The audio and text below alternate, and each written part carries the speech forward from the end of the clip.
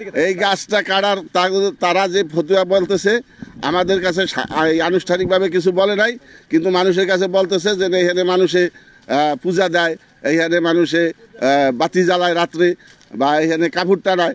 কিন্তু এই তারা মানে জানাইতে আছে যে এটা হলো দেয়া শিরিক, যত শিরিক বেদাত এটার উপরে আইছে, আর কোনো শিরিক বেদাত নেই। তারা বলে এটা বেদায়েত। এটা কি মানুষ কি ছায়া নেওয়া কি বেদায়েত?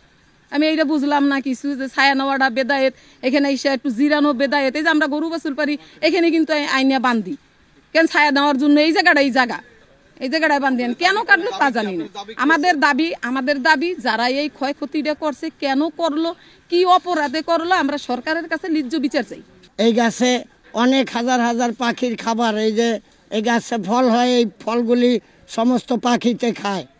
এইগুলি ওই যে মাজার ভাঙ্গা গ্রুপ, ওই হুজুরেরা এই বটগাছ কাটার জন্য এই আন্দোলন। এখানে ওই যে কোনো মেলা হইতে পারবে না, 5 জন একখানে হইতে পারবে না, এই জন্য হইলো এই গাছ কাটার করছে ওই মৌলবাদী হুজুরেরা। এই গাছটা এরকম একটা সৌন্দর্য হয়েছে, সবাই মনে করেন এখানে আসে, নদী পার ঘুরতে আসে, বা সবাই মানে খাওয়া নদী পার হওয়ানোর পরে এখানে একটু আশ্রম নেয়, মানে সবাই জিরায় একটু ভালো একটা ছাওয়ার জায়গা, বুঝছেন? তা এখন বট গাছটা কাটলো, বট গাছটা কী দোষটা করছে? মানে আমাকেও কথা হলো এইটা, সে কী দোষটা করছে, অপরাধ করছে? বট গাছে তো কোনো অপরাধ করে নাই, মানুষে অপরাধ করতে পারে, কিন্তু বট গাছে তো কোনো গাছের তো কোনো অপরাধ করে নাই। বাংলাদেশ সরকার বলে গাছ মানুষেরকে ছায়া দেয়, গাছ মানুষকে অক্সিজেন দেয়। এই জন্য এই গাছটা আমরা অনেক দূর দূরান্ত থেকেই বলে আপনাদের এখানে বট গাছ আছে, বট গাছ থেকে আমরা অনেকে ছায়া পাই, অনেকে করি। এখন এই জন্য মৌলবাদী সংক্রান্ত লোকেরা এই বট গাছটা কী ক্ষতি করেছে, আপনাদের কাছে, আমাদের সরকার বাহাদুরের কাছে আমাদের একটা বিচার চাই, এবং সুবিচার, এবং মাদারীপুর আনুষ্ঠানিকভাবে জেলা কর্মকর্তা, আইন প্রশাসন, এসপি সাহেবের কাছে আমাদের বিনীত নিবেদন, এই যে এই বট গাছটা কী অসুবিধা করছে, এলাকার জনগণের ক্ষতি করেছে, এই বট গাছটাকে কিছু মৌলবাদী, কিছু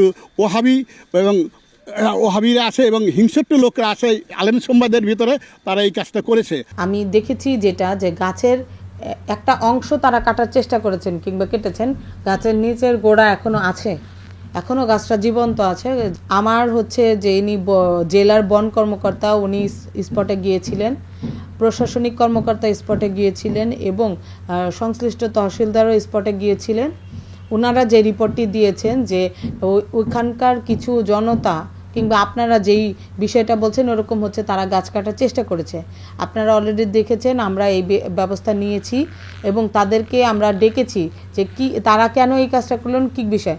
তারা এখন মূলত তারা বুঝতে পেরেছেন যে এই জিনিসটা তাদের ঠিক হয়নি কিংবা কোনো একটা সমস্যা হয়েছে, তারা এখন কিছুটা গা ঢাকা দিয়ে আছে।